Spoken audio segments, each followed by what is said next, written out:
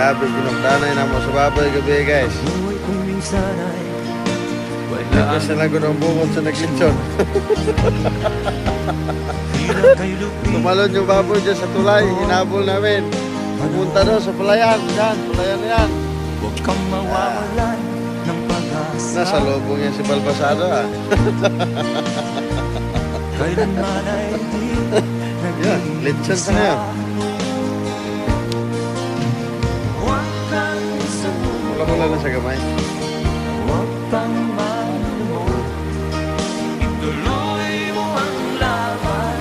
Ito tayo doon sa palayan guys. Kaibigan. Ituloy mo ang laban. Bangon, kaibigan. Sarap dito mga atas.